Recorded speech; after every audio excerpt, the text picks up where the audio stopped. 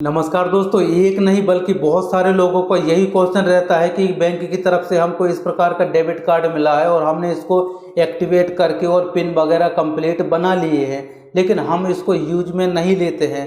ये तो साल भर से हमारे घर पे ऐसे ही पड़ा हुआ है, फिर भी बैंक इसका जो एनुअली मेंटेनेंस चार्ज जो क्यों ठोकता है। तो फिर मैं उनसे क्वेश्चन करता हूँ कि आप जो पैसों का ट्रांजैक्शन है, पैसों का लेन देन है, आप किस प्रकार से करते हो।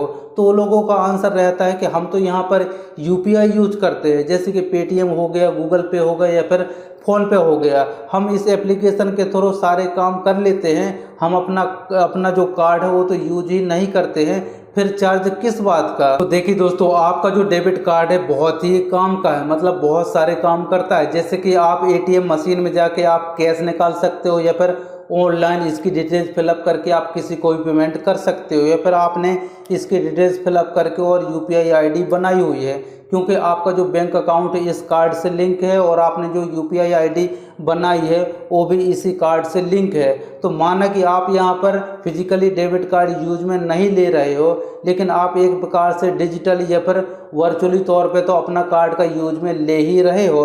तो कल के लिए अगर इसका एनुअली मेंटेनेंस चार्ज लगता है तो आपको यहाँ पर घबराने की कोई भी ज़रूरत नहीं है, आपको टेंशन लेने की कोई भी ज़रूरत नहीं है, क्योंकि इसका जो चार्ज है वो तो लगेगा ही लगेगा और आपको देना ही पड़ेगा।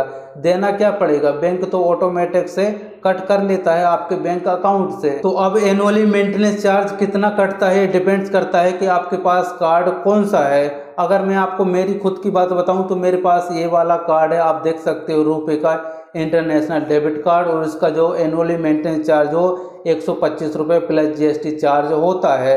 तो कहने का मतलब कि 148 रुपये के आसपास होता है, एक साल में इतना कट हो जाता है ऑटोमेटिक से। तो दोस्तों, इसलिए तो आपने एक नाम और सुना होगा, कार्डलेस ट्रांजैक्शन, मतलब बिना एटीएम कार्ड के आप एटीएम मशीन में जाके कैश निकाल सकते हो। जस्ट आपका जो बैंक का एप्लीकेशन है, आप एटीएम मशीन में जाइए, क्यूआर कोड स्कैन करिए, आपका जो कैश है निकल जाएगा। माना कि यहाँ पर कुछ लिमिटेशन होती है, लेकिन आप कैश तो निकाल सकते हो, आपको एटीएम कार्ड की कोई भी ज़रूरत नहीं पड़ती है। या फिर फ्यूचर में आगे चल के ऐसा भी हो सकता है कि आपका जो कार्ड है, प्लास्टिक मनी इसको बोलते हैं, ये बनना ही बंद हो जाए, क्योंकि इसको बनने में भी लागत लगती है।